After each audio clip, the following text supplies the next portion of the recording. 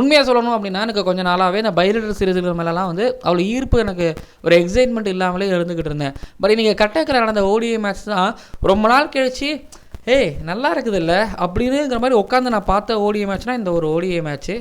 ஏன்னா ரோஹித் சர்மாவோட பேட்டிங்காக இருக்கலாம், India win பண்ணது ஒரு காரணமாக கேட்டிங்கன்னா எனக்கு அது கூட காரணம் கிடையாது. பட் ஆனால் எனக்கு ரோஹித் சர்மாவோட கேம் வந்து என்னை உட்கார வச்சுது. அதுக்கப்புறம் லிட்டரலி இந்தியாவோட பவுலிங்கும் ஃபீல்டிங்கும் எனக்கு அந்த விஷயங்களை வந்து கொடுத்தது. ஸோ நிறைய பேச போகிறோம். ஹிட்மேனோட புகழாரம் இந்த வீடியோவில் இருக்க போகுது. கில்லை பற்றி பேச போகிறோம். இந்தியா இந்த மேட்ச்சை எப்படி வின் பண்ணாங்க, எதனால் வின் பண்ணாங்க அப்படிங்கிற காரணத்தை கண்டிப்பாக பேச போகிறோம். இந்தியாவோட பிளேயிங் லெவல் கம்பீரோட பிளான் என்ன அப்படிங்கிறத பற்றி டிஸ்கஸ் பண்ண போகிறோம். இங்கிலாந்து ஏன் தோற்கிறாங்க, சாம்பியன்ஸ் ட்ரோஃபியில் அவங்களால என்ன பண்ண முடியுங்கிறத பற்றியும் டிஸ்கஸ் பண்ண போகிறோம்.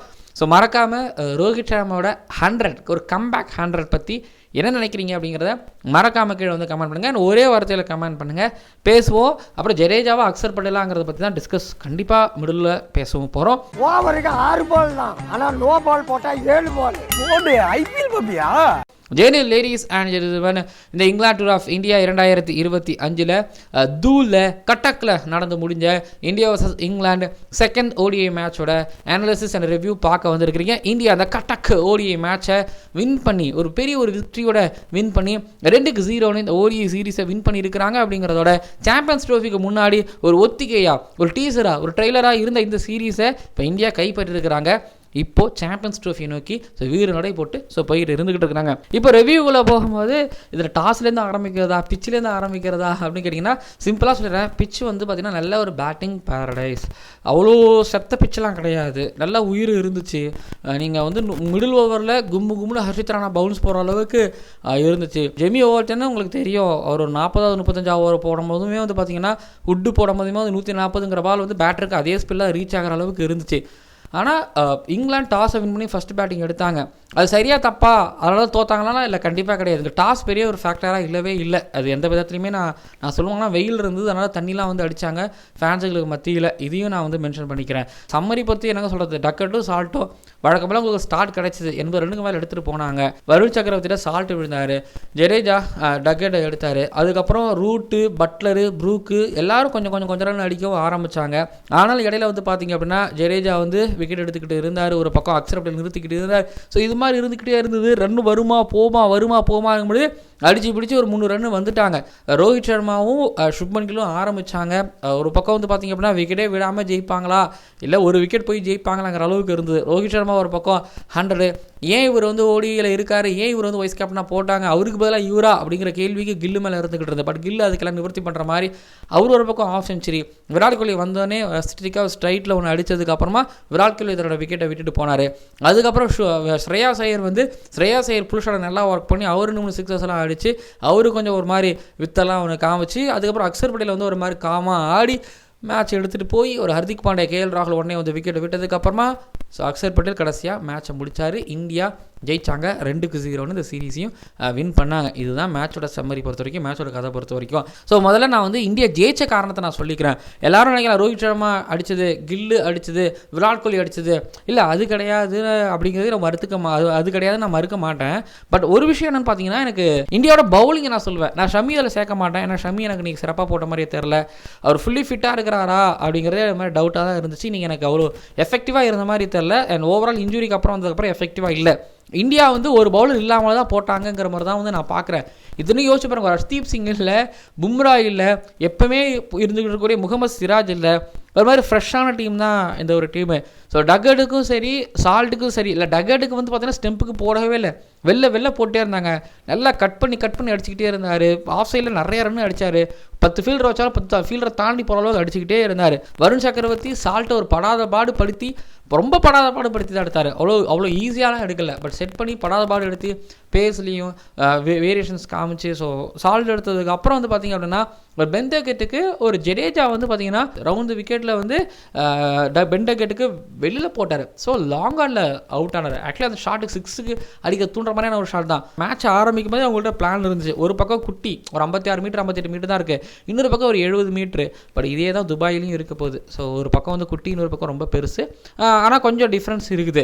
பட் ரோஹித் சர்மாவும் அண்ட் பிளேயர்ஸ்களுக்கும் தெரிஞ்சிருச்சு இது சின்னது, இந்த இடம் பெருசு அப்படிங்கிறதுனால வந்து நம்ம எப்படி போட போகிறாங்கிறது பிளான் அப்படிங்கிறது ரொம்ப ரொம்ப ரொம்ப கிளியராகவே இருந்தது. அதனால தான் ஜடேஜா வந்து பார்த்தீங்கன்னா தைரியமாக தூக்கி போட்டார். எப்படியும் தட்டையாக இருக்குது ஒரு பக்கம், நீங்கள் தூக்கி அடிக்க தான் போகணும், போடுறேன்னு சொல்லி டக்கட்டோட விக்கெட்டை எடுத்தாரா. பட் இடையில வந்து பார்த்தீங்க அப்படின்னா ஜோ ரூட் ஒரே ஸ்வீப் போனார், அப்பீல் பண்ணாங்க. மற்றபடி வந்து பார்த்தீங்கன்னா ஸ்வீப் போகவே இல்லை, ரிவர்ஸ் ஸ்வீப் போனார். ரிவர்ஸ் ஸ்வீப் 12 ஷாட் போனார், ரிவர்ஸ் ஸ்வீப் 12 ஷாட்ஸ் போனார். அதில் அடித்தார். வருண் சக்கரவர்த்திக்கும் அக்ஷர் பட்டேலுக்கும் ஜடேஜாவுக்கும் என்ன பண்ணுறதுனே தெரியாத அளவுக்கு வந்து பார்த்தீங்கன்னா அவர் ஒரு பக்கம் பூந்து விளையாட்டே இருந்தார். கவர் டிரைவ் போனார், ஏறி அடித்தார், ரிவர்ஸ் ஸ்வீப் எக்கச்சக்கமாக ஆடிக்கிட்டே இருந்தார். பட் எங்கேயும் வந்து பார்த்தீங்க அப்படின்னா இந்தியன்ஸ் தளர விடவே இல்லை. ரன் ரேட்டை வந்து பார்த்தீங்கன்னா ஒரு 10க்கு மேலே 12க்கு மேலே போக விடாமல், 7க்கு மேலே பெருசாக போக விடாமல் கட் பண்ணி வச்சுக்கிட்டே இருந்தாங்க. ரோஹித் சர்மா பவுலர்ஸில் வந்து ரொட்டேட் பண்ணிகிட்டே இருந்தார். திடீர்னு ஒரு ஹர்ஷித் ராணா, திடீர்னு ஒரு ஹர்திக் பாண்டியா அப்படிங்கிற மாதிரி அவர் கொண்டு வந்துட்டே இருந்தார். எல்லாரும் வந்து பார்த்தீங்கன்னா கைமேல் பலனும் கிடச்சிது. அதுக்கேற்ற மாதிரி ஃபீல்டிங் நல்லா இருந்துச்சு. அவுட் ஃபீல்டில் வந்து பார்த்தீங்கன்னா ஒரு ஸ்ரேயாஸ் ஐயர், ஒரு ஜடேஜா, அதுக்கப்புறம் வந்து பார்த்தீங்கன்னா ஒரு என்ன சொல்கிறது, ஒரு சுப்மன் கில். ஸோ இவங்க எல்லாமே நல்லா ஃபீல்டிங் பண்ண உடனே ரன்களும் ரொம்ப பெருசாகவும் வரல. ரன்கள் வந்து பார்த்தீங்கன்னா ரொம்ப ஒரு மாதிரி கண்ட்ரோல் பண்ணப்பட்டது. போன மேட்ச்சில் ஸ்ரேயாஸ் ஐயர் ரன் அவுட் பண்ணாரா, இந்த தடவை அவுட் ஃபீல்டில் கிட்டத்தட்ட வந்து ஒரு 15-20 ரன் வந்து அவர் சேவ் பண்ணியிருப்பார். இப்படின்னு வந்து பார்த்தீங்க அப்படின்னா 2023 ஃபைனல் அவர் ஆஸ்திரேலியா இந்தியாவுக்கு அகேன்ஸ்ட் எப்படி ஆனாங்களோ அதே மாதிரி இந்தியன் ஃபீல்டர்ஸ் இங்கிலாந்துக்கு அகேன்ஸ்ட் ஆனாங்க. பார்க்கவே ரொம்ப ரொம்ப நல்லா இருந்துச்சு. ரூட்டு ஒரு 69, ப்ரூக் ஒரு 31, பட்லர் 34, லீம் லிவிங்ஸ்டன் 41, டகெட்டு 65, சால்ட் 25. எனக்கு ஜாஸ் பட்லர் பொறுமையாக பாடிட்டு இருக்காரு. பட் ரூட்டு தான் வந்து பார்த்தீங்கன்னா சரியா 72 பாலுக்கு 69. அவர் ஆடுறதை பார்க்கும்போது இது 150க்கு போகும்டோய் அப்படிங்கிற மாதிரி ஒரு இன்னிங்ஸாக இருக்குது. பட் ஆனால் அதை உடச்சி விட்டாரு ஜடேஜா. அடுத்து சேஸுக்கு வரும்பொழுது இங்கிலாந்து பவுலர்ஸில் செட்டில் ஆக விடலை. ஏன்னா ரோஹித்துக்கு வந்து ஷார்ட் பால் போடாமலும் ட்ரை பண்ணாங்க, ஷார்ட் பால் போட்டும் பார்த்தாங்க, சுப்மன் கில்லுக்கும் பார்த்தாங்க. இது அதில் ரஷீத் வந்து பார்த்தீங்க அப்படின்னா ஃப்ளைட்டு டெலிவரி ரொம்ப ஒய்டாக போடுவார், லெக் ஸ்பின்னை டவுன் த லெக் சைட், அதாவது நெகட்டிவ் லைன்லேயும் போடுவார். மாறி அவர் என்னமோ பண்ணி பார்த்தாரு, அவருக்கு எதுவுமே நடக்கலை. 140 போட்டு பார்த்தாரு உட்டு, 145 போட்டு பார்த்தாரு ஜெமி ஓவர்டன்னு. இப்படின்னு அவங்க சைட்லேருந்து என்னென்ன கஸ்டர் கில்ஸ்னு அப்படி தான் என்னென்னமோ பண்ணி பார்த்தாங்க. பட் எதுவுமே நடக்கலை. ஒரு இன்சைட் எட்ஜு, ஒரு லீடிங் எட்ஜு, எதுவுமே நடக்கலை. ஒரே இடத்துல அக்ஷர் பட்டேலும் ஸ்ரேயாஸ் ஐயர் மட்டும் கொஞ்சம் ஒரு மாதிரி தடுமாறினாங்க. அதில் வந்து ஸ்ரேயாஸ் ஐயர் ரன் அவுட் ஆனார். மற்றபடி வந்து பார்த்தீங்க அப்படின்னா எனக்கு தெரிஞ்சு எந்த ஒரு ஃப்ளாவுமே இல்லை. இந்திய டீமோட பேட்டிங் பொறுத்த வரைக்குமே இருந்துச்சு. விராட் கோலி அவுட் ஆனது, பட் ஆனால் அது எந்த இடத்துலையும் இம்பாக்ட் பண்ணலை. ஒன்று சொல்லிக்கிறாங்க, விராட் கோலி ஓகே விடுங்க, நான் விராட் கோலி வரவார் பார்த்துக்கலாம். பட் நான் என்ன யோசிக்கிறேன்னா இருக்குதுங்க, இன்னும் ஒன்றும் பெரிய ஸ்கோர்லாம் கிடையாது. ஹர்திக் பாண்டியா இருந்து முடிச்சிருக்கணும், இது கேஎல் ராகுல் இருந்து முடிச்சிருந்துருக்கணும்.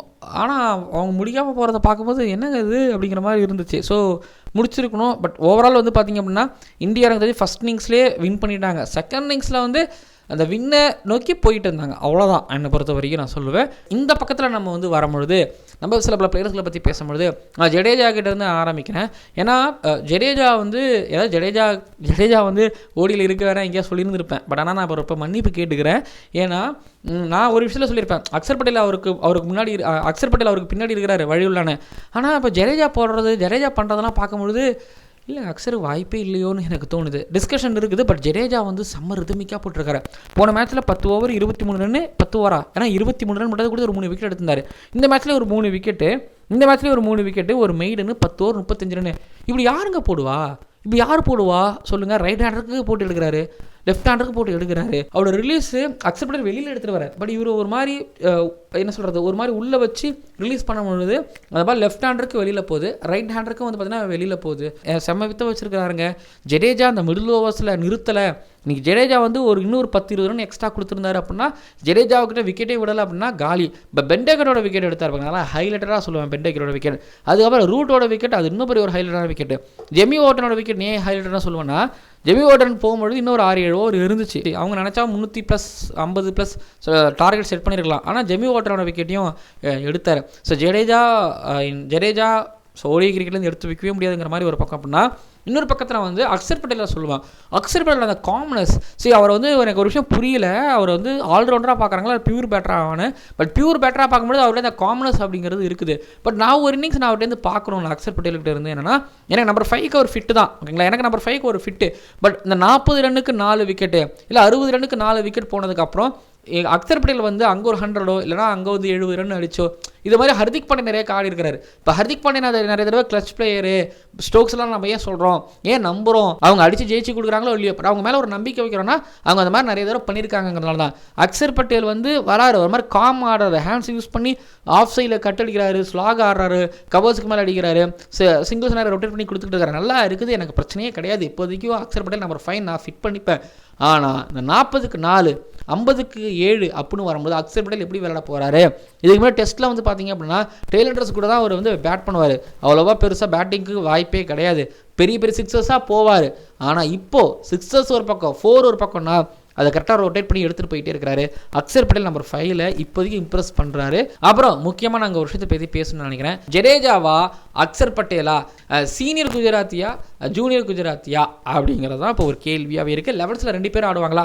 ஓகே, 2 லெஃப்ட் ஆர்ம் ஸ்பின்னர்ஸையும் ஆட வைக்கிறாங்க, பார்க்குறோம். ஓகேங்களா, பட் நான் அக்ஷரை வந்து லெஃப்ட் ஆர்ம் ஸ்பின்னருங்கிறத தாண்டி அவர் ஒரு ப்ராப்பரான ஒரு ஆல்ரவுண்டராக, அவர் ரொம்ப ஒரு ஆல்ரவுண்டராக பார்க்குறாங்களோ, நீங்கள் பேட்டிங் ஆல்ரவுண்டராக கூட பார்க்குறாங்களோ எனக்கு தோணுது. ஏன்னா நீங்கள் யோசிச்சு பார்த்தீங்கன்னா நம்பர் 5ல் இதுக்கு முன்னாடி ரியன் பராக் ஆடிக்கிட்டு இருந்தார் கடந்த ஒரு வருஷமாக. ஆனால் இப்போ ரியன் பராக் இல்லை அப்படிங்கும் பொழுது அந்த இடத்துல அக்ஷர் பட்டேல் ட்ரை பண்ணுறாங்க. அக்ஷர் பட்டேல் லெஃப்ட் ஹேண்டருங்கிறதுனால அக்ஷர் பட்டேல் அது நல்லாவும் கான்ட்ரிபியூட் பண்ணுறாரு. அவர் காம்ப்ரமைஸ்லாம் பண்ணல, நல்லா கான்ட்ரிபியூட் பண்ணிட்டார். இதுக்கப்புறம் நம்பர் 5 நாங்கிற மாதிரி ஒரு பக்கம். பட் அக்ஷர் பட்டேல் பேட்டிங்கில் ஒன்று பண்ணுறாரு அப்படின்னா பவுலிங்கில் ஜடேஜா பண்ணுறாரு. பவுலிங்கில் ஜடேஜா செம்மையான ஒரு எக்ஸ்பீரியன்ஸ் கொடுக்குறாருங்க அந்த மிடில் ஓவர்ஸில். இப்போது பவுலிங்காக நீங்கள் வந்து ஜடேஜா போட்டிங்கன்னா பேட்டிங்காக அக்ஷர் பட்டேலுக்காக போட்டிங்க அப்படின்னா நான் வந்து ஹைஃபை தட்டிக்கோ அப்படின்னு சொல்லுவேன். ஸோ என்னை பொறுத்த வரைக்கும் அக்ஷர் பட்டேலும் 11க்கு டிசர்வ்டு, ஜடேஜாவும் 11க்கு டிசர்வ்டு. 2 பேரையும் நீங்கள் வெளியில் எடுத்து வைக்க முடியாது. 2 பேரும் சூப்பராக கான்ட்ரிபியூட் பண்ணிட்டு இருந்துட்டு இருக்காங்க. அக்ஷர் பட்டேல் வந்து நான் ஒரு 3 ஓவர் 4 ஓவர் தள்ளி விட எதிர்பார்ப்பேன். பட் பேட்டிங்கை வந்துட்டா டெஃபினட்டாக இப்போ ஆடிட்டு இருக்க மாதிரி ஆடணும். ஸோ அக்ஷரா ஜடேஜாவா இல்லை 2 பேருமே ஆட வைக்கலாமாங்கிறத கீழே வந்து கமெண்ட் பண்ணுங்கள். பழைய ஷமி நான் மிஸ் பண்ணுறேன். T20 ODI சீரிஸில் அவர் வந்து பவுலிங் பண்ணும்போது எனக்கு அப்படி தெரியல, எனக்கு இம்ப்ரெசிவாகவே இல்லை, எஃபெக்டிவாக இல்லைன்னு நினைக்கிறேன். ஏன்னா டக்கெட்டுக்கு ஸ்டெம்பு குச்சிக்கு போடவே இல்லை, வெளில போட்டே இருந்தார், அவர் அடிச்சுக்கிட்டே இருந்தார். தெரியலங்க, நீங்கள் பார்த்துட்டு சொல்லுங்கள் ஷமி எப்படி பண்ணுறாரு என்ன பண்ணுறாரு. எனக்கு பெருசாக உடன்பாடு கிடையாது. கம்பீரை பொறுத்த வரைக்கும் அவர் எடுக்கிற முடிவுகள் விசித்திரமாக இருக்குது. என்னால் டக்குன்னு விமர்சிக்க முடியாது. ஏன்னா நான் கொஞ்சம் பொறுமையாக வெயிட் பண்ணிட்டு இருக்கிறேன் அவர் என்ன பண்ணுறாருன்னு சொல்லிட்டு. ஆனால் ஒரு விஷயம் 11ல் வந்து பார்த்தீங்கன்னா போன மேட்ச்சில் இருந்தவங்க இந்த மேட்ச்சில் இருப்பாங்களா, இல்லை இந்த மேட்ச்சில் இருக்கிறவங்களுக்கு 5 ஓவர் கிடைக்குமா, எந்த பொசிஷனில் இறங்குவாங்க அப்படிங்கிறது ஒரு மாதிரி குழப்பமாகவே இருக்குது. மேட்ச்சுக்கு ஏற்ற மாதிரி, ஆப்போனண்ட்டுக்கு ஏற்ற மாதிரி, பவுலிங்க்கு ஏற்ற மாதிரி அவர் ரொட்டேட் பண்ணி அனுப்பிட்டு இருக்கிறாரு. பட் இது எந்த அளவுக்கு தெரியல. ஏன்னா KL ராகுலை வந்து நான் கீழே அனுப்பும்போது ஏன் அவர் அந்த இடத்துல அனுப்புறீங்க, ஒரு ரிஷப் பண்ட் அனுப்பலாமான்னா நான் ஒரு விஷயம் சொல்லுவேன். இங்கே பாருங்கள், நீங்கள் ரிஷப் பண்ட்டை ஒரு 6-7 இடத்துக்கு அனுப்புறதுங்கிறது அது கொலாப்ஸு. எனக்கு அது பெருசாக எனக்கு தெரியல. இந்த பேட்டிங் ஆர்டரே ஒரு மாதிரி கொலாப்ஸ் பண்ணுற மாதிரி இருக்குது. நீங்கள் KL ராகுலை இறக்கி விடுங்க. KL ராகுல் 7-8 8 கூட வரட்டும், பிரச்சனையே கிடையாது. அவர் அங்கே வந்து ஏதாவது தட்டிக்கிட்டு இருப்பார்ல, அவரால் பெரிய ஷாட்ஸுக்கு போக முடியும். பட் அதுக்கேற்ற மாதிரி ட்ரெயின் பண்ணணும். ஸோ நான் ரிஷப் பண்ணிட்டு வேணாம், நான் KL ராகுலே போங்க, இதே 11ஸோடய போங்க, இதே பேட்டிங் ஆர்டரோட போங்க அப்படின்னு நான் சொல்லுவேன். பும்ரா வருவாரா மாட்டாரா தெரியல. ஷமியும் ஒரு மாதிரி பாதி ஃபிட்டு இல்லாத மாதிரி இருக்கிறாரு. இதுக்கிடையில் வந்து பார்த்தீங்கன்னா ஹர்ஷ்தீப் சிங் ஆடவும் விடலை. ஸோ நிறைய கேள்விகள் இருக்குது. அதை பற்றி நம்ம தனியாக ஒரு வீடியோ பேசுவோம் கௌதம் கம்பீர் பொறுத்த வரைக்கும். பட் ஒரு விஷயம், அவர் அக்ஷர் பட்டேலை இறக்கி விட்டதில், ப்ரொமோட் பண்ணி விட்டதில் அதில் ஒரு நல்லது நடந்திருக்குது. ஓகேங்களா, ஓகே. இப்போ நம்ம வந்து சுப்மன் கில்லோட பேட்டிங் வந்து எல்லாரும் கேட்டாங்க, எதுக்கு சுப்மன் கில்லை நீங்கள் வந்து சேர்க்குறீங்க, ODI கிரிக்கெட்டை சேர்க்குறீங்க. ஈவன் எனக்குள்ளே அந்த தாட் இருந்தது. இப்போ ODI கிரிக்கெட் தாண்டி கிரிக்கெட்டில் பார்க்கும்போது கில்லோட மைண்ட் எந்த அளவுக்கு ஃப்ரீயாக இருக்குன்னு எனக்கு ஒரு பக்கம் யோசிக்கிட்டே இருந்தேன். ஆனால் இன்றைக்கி சுப்மன் கில்லோட ஆட்டம் எப்படி தெரியுமா இருந்தது, நட்டேர்னு ஒரு மாதிரி கான்ஃபிடண்ட்டாக இன்றைக்கி எனக்கு சுப்மன் கில் ஆனதை பார்க்கும்பொழுது இருந்துச்சு. ஷார்ட் ஆர்ம் ஜாபுல் வந்துச்சுங்க. முக்கியமாக ஒரு ஸ்பின்னர்ஸுக்கு அகேன்ஸ்டாக முட்டி போட்டு ஸ்வீப்பு, எஸ்பெஷலி ஸ்லாக் ஸ்வீப் ஆடுறாரு. அதில் ரஷீத் அடிக்கிறாரு. முன்னாடி காலை போட்டு அடிக்கிறாரு. போது 6 ஸ்கொயர் லேக்கில் பறந்து ஃப்ளாட்டாக போய் விழுது. சூப்பராக இருந்துச்சு. எப்படா கில்லு அப்படிங்கிற மாதிரி இருந்துச்சு. ஏறி எக்ஸ்ட்ரா கவர்ஸுக்கு மேலே அடிக்கிறாரு. அதே கவர்ஸில் திரும்பவும் அடிக்கிறாரு Shubman Gill. Short arm pull down the leg side வந்துச்சுன்னா அந்த ஆங்கிளை தூக்கி அனுப்பிடுறாரு. ஸோ சுப்மன் கில் சில பல புல் ஷாட்டு, சில ஷார்ட் ஆர்ம் புல் அது அடிச்சது எல்லாம் ஒரு பக்கம். ஓகேங்களா, ஆனால் சில பல ஷார்ட்ஸ் ஒன்று ஆனார். அந்த சில பல ஷார்ட்ஸில் ஆனது கான்ஃபிடன்ஸ் ஒரு விஷயம் சொல்லுது என்னென்னா, அது ஒரு சில அறிகுறி என்னென்னா, இப்போ ஒரு மைண்டு ஃப்ரீயாக இருக்குது, அவர்கிட்ட இந்த ரன்னு வரும் அப்படிங்கிறத சுப்மன் கில் சொல்லாமல் சொல்கிறாரு. அதை நம்ம சிம்டம்ஸாக எடுத்துக்கலாம். இது ரொம்பவும் நல்லது. சாம்பியன்ஸ் ட்ரோஃபிக்கு இவருக்கு ஒரு மாதிரி சூட்டபுளாகவும் இருக்கும். இந்த கட்டக்கில் ஒரு ஆன ஒரு மாதிரி என்ன சொல்கிறது, ஒன்று அவர் எடுத்துகிட்டு போகணும், இல்லைனா சப்போர்ட் பண்ணணும். ரெண்டுமே அவர் ஒரு பக்கம் பண்ணிக்கிட்டே இருந்தார். ஆனால் ரன்ஸ் வந்துக்கிட்டே இருந்து. ஸோ கில்லை பற்றி கேள்வி கேட்டவங்களுக்கு, கில் ஏன் அப்படின்னு கேள்வி கேட்டவங்களுக்கு, கில்லோட பேட்லேருந்து சேசிங்கில் திரும்ப ஒரு 2வது தடவை பேசியிருக்கிறார். இது ஒரு பக்கம். அப்படின்னா அடுத்தது வந்து பார்த்திங்க அப்படின்னா ரோஹித் சர்மா. நான் திரும்ப சொல்கிறேன், இந்த ODI மேட்ச் எனக்கு ரொம்ப பிடிச்சதுக்கான காரணம் என்னென்னா, ரோஹித் சர்மா ஒரு மாதிரி எஸ்தட்டிக்கான ஆள். அவர் ஆடுறது நின்று பார்த்துக்கிட்டே இருக்கலாம். Especially ODI cricket. வழக்கமாக ரோஹித் சர்மா 2017, 18, 19 இந்த காலகட்டங்களில் 20 இந்த காலகட்டங்களில் அவர் 100 அடிச்சா எப்படி தெரியுமா இருக்கும், ஒரு மாதிரி ஸ்லோவாக ஸ்டெடியாக எடுத்துகிட்டு போவார். அப்புறம் ஆக்சலரேட் எடுத்துவார். 100 அடிக்கும் போது கொஞ்சம் ஒரு மாதிரி ஸ்லோவாக வரும். திரும்ப 100க்கு அப்புறம் ஆக்சலரேட் எடுத்துவார். ரோஹித் சர்மா நீங்கள் அதை பண்ணாருங்க, நீங்கள் பண்ணார். எனக்கு என்னமோ அது லைட்டாக சேஞ்சு. எனக்கு அந்த 50 வரவுமே குயிக்காக தான் போனார். அப்புறம் இந்த 80 வந்ததுக்கப்புறம் தான் வந்து பார்த்திங்க அப்படின்னா அவர் ஒரு மாதிரி ஸ்லோவான மாதிரி எனக்கு தெரிஞ்சு. ஸ்டெப் அவுட் பண்ணி தேர்ட் மேனுக்கு மேலே அடித்தது, கவர்ஸுக்கு மேலே அடித்தது, லாங் ஆஃபுக்கு மேலே அடித்தது, அப்புறம் ஃப்ளிக் ஷாட்ஸ் ஒன்று, அப்புறம் ரிவர்ஸ் ஸ்வீப் போனார். ஆதில் ரஷீதை வந்து பார்த்திங்கன்னா நகர்ந்து ஏறி அடிக்கிறது, முட்டி போட்டு அடிக்கிறதுன்னு சொல்லிட்டு வந்து பார்த்திங்க அப்படின்னா ஆதில் ரஷீதை செட்டில் ஆகவே இல்லை. வுட்டோட அட்கின்சனோட ஜிம்மி வார்டனோட பேஸ் அவருக்கு பிரச்சனையே கிடையாது. இன்றைக்கி தாராளமாக நிறைய ஃபுல் ஷாட்ஸ் ஆனார், ஹாஃப் ஃபுல் ஷாட்ஸ்க்கெலாம் ஆனார். பவுண்ட்ரிக்கு பால் போய்கிட்டே இருந்துச்சு, எடுக்க விட்டே இருந்தார், அலைய விட்டே இருந்தார். ஒரு பக்கம் ரோஹித் சர்மா டயர்ட் ஆகிறார். உங்களுக்கு ஜாஸ் பட்டரும் எந்த விதமான ஃபீல்டிங் அரேஞ்ச்மெண்ட்ஸ் பண்ணலை, பவுலர்களும் எந்த விதமான அரேஞ்ச்மெண்ட்ஸும் பண்ணலை. ஏன்னா அவருக்கு கேப் எங்கே பார்த்தாலும் அவருக்கு தெரிஞ்சுக்கிட்டே இருந்தது. அதே போல் அந்த கட்டு, அதாவது ஸ்வீப் அடிச்சுட்டு ஒரு பால் ஒன்று கட்டு ஒன்று அடித்தார் ஹேண்ட்ஸை யூஸ் பண்ணி. அதாவது எனக்கு அவர் வயசு அப்படியே பின்னாடி போகிறதுங்கிறத பார்க்கவே முடியுது ரோஹித் சர்மாவோட பேட்டிங் அப்படிங்கிறத பார்க்கும்போது. விராட் கோலியோட விக்கெட் ஆதில் ரஷீத் எடுத்தார். ஸோ ஆதில் ரஷீத் பொதுவாகவே எப்பவுமே கான்ஃபிடண்ட்டாக இருப்பார். இப்படி ஒரு விக்கெட் வந்துச்சுன்னா அந்த கான்ஃபிடன்ட் லெவல் குறையாது, அது அதிகமாக ஆகாது, அப்படியே தான் இருக்கும். ரோஹித் சர்மாவுக்கு வந்து போட்டார், ரோஹித் சர்மா தூக்கி போட்டார். ரோஹித் சர்மா அழகாக அந்த கூகுளியை டிஃபென்ஸ் வச்சு, லெக் பிரேக்லாம் டிஃபென்ஸ் வச்சு போயிட்டு வாங்க ராசா அப்படின்னு அனுப்புனதுக்கப்புறமா அந்த 88 கிட்டத்தில் இருக்கும்போது ஒரு டிஃபென்ஸ் ஒன்று வச்சார். ஓகே, இந்த நேரத்தில் அப்படின்னு நினைக்கும் போது திருப்பி அடுத்த பால் பொழிச்சுன்னு ஏறி லாங்கானுக்கு மேலே ஒன்று அடித்தார் பாருங்க. எப்பா ஸ்டேட்மெண்ட் மாதிரி இருந்துச்சு ரோஹித் சர்மா கிட்டே இருந்து. பழைய ரோஹித் சர்மா பார்த்த மாதிரி இருந்துச்சு. திரும்பி அடுத்து அந்த 94 என்னமோ இருக்கும்பொழுது ஆதில் ரஷீத் ஏறி வெளியில் போட்டார், ஏறி மிட் ஆஃப் உள்ளே இருந்தாங்கனால அடித்தார் 4. ஸோ இதுதான் ரோஹித் சர்மா, இதுதான் பழைய ரோஹித் சர்மா சொல்லலைங்க. ஒரு மாதிரி ஸ்லோவாக ஒரு மாதிரி ஸ்பீடாக ஆரம்பித்து அதுக்கப்புறம் அந்த 50க்கு அப்புறம் தானே ஒரு மாதிரி ஸ்பீடு போயிட்டு அதுக்கப்புறம் ஒரு மாதிரி நின்று அதுக்கப்புறம் 100 கிராஸ் பண்ணதுக்கப்புறம் அடிக்கிறது. சரி, ரோஹித் சர்மா வந்து இந்த 100 அடிக்கணுங்கிறது வந்து பார்த்திங்கன்னா எப்போ முடிவு பண்ணியிருப்பாருங்கிறத என்னால் யோசிக்க முடியல. ஆனால் ஒரு விஷயம் சொல்லுவேன், அவருக்கு பார்டர் கவஸ்கர் ட்ரோஃபிலேருந்தே அவர் மேலே வந்து பார்த்திங்கன்னா இந்த விமர்சனம் இருந்துக்கிட்டே இருந்தது. எவ்வளோ கடுமையாக விமர்சனங்கள் வைக்கலாமோ, ஏன்னா ரோஹித் சர்மா கொஞ்சம் காயப்பட்டுருக்கிறாரு. எவ்வளோ அளவுக்கு காயப்படுத்தலாமோ அவ்வளோ அளவுக்கு காயப்படுத்தி விமர்சனம் வச்சு ரிட்டையர்ட் ஆகுங்க டெஸ்ட்டில் கிரிக்கெட்லேருந்து, ஓடி கிரிக்கெட் சந்தேகங்கிற மாதிரி இருந்துச்சு. ஆனால் ரோஹித் சர்மாவுக்கு இந்த அவுட் சைட் நாய்ஸஸ் விமர்சனங்கள் இதுக்கெல்லாம் சேர்த்து வச்சு பதிலடிக்க இருக்க மாதிரி அந்த 100 வந்து பார்த்திங்க அப்படின்னா முன்னெல்லாம் ரோஹித் சர்மாவுக்கு ஒரு கேட்ச் விடுவாங்க, இல்லை ரன் அவுட் விடுவாங்க. ஆனால் அப்படி இல்லாமல் எந்த வித சான்ஸும் கொடுக்காம ரோஹித் சர்மா ஏதோ ஒரு 5-6 வருஷத்துக்கு 6 வருஷத்துக்கு 7 வருஷத்துக்கு முன்னாடி இருக்கக்கூடிய ரோஹித் சர்மா எப்படி ஆடுறோ அதே மாதிரி ரோஹித் சர்மா ஆடினார். ரோஹித் சர்மா லிட்டரலி நீங்கள் ஆனது ரொம்ப ரொம்ப ரொம்ப ரொம்ப சந்தோஷம். அவர் ஆடுறதை பார்க்கறதுனால திரும்பியும் ஓடி கிரிக்கெட் ஒரு மாதிரி நல்லா இருக்கிற மாதிரி எனக்கு தோணுது. ஓகே, ரிவ்யூ நிறைவடைகிறது. இந்தியா இதனால் ஜெயிச்சாங்கிறது சொல்லிட்டேன். அதுக்கப்புறம் இங்கிலாந்து ஏன் தோத்தாங்கிறது சொல்லிட்டேன். ரோஹித் சர்மாவோட பேட்டிங் சொல்லலை, சுற்றி புத்தி அடித்ததை பற்றி சொல்லிட்டேன். வேறு என்ன சொல்கிறது இருக்குது. ஜடேஜா அப்புறம் அக்ஷர் பட்டேல் நான் கேட்டிருந்தேன், நீங்கள் மறக்காமல் சொல்லுங்கள் யாரை நீங்கள் உள்ளே வைப்பீங்கிறது சொல்லுங்கள். விராட் கோலி அவுட் ஆனதை பற்றி என்ன நினைக்கிறீங்க? ஸ்ட்ரைட் ட்ரைவ் ஒன்று போட்டார், திரும்பி எஜ்ஜி மூலமாக அவுட் ஆகிட்டு போனார். திரும்பவும் அதே ஆதில் ரஷீத் கிட்ட இருந்து என்ன நினைக்கிறீங்க அப்படிங்கிறத கீழே வந்து கமெண்ட் பண்ணுங்கள். 2-0 வின் பண்ணியாச்சு.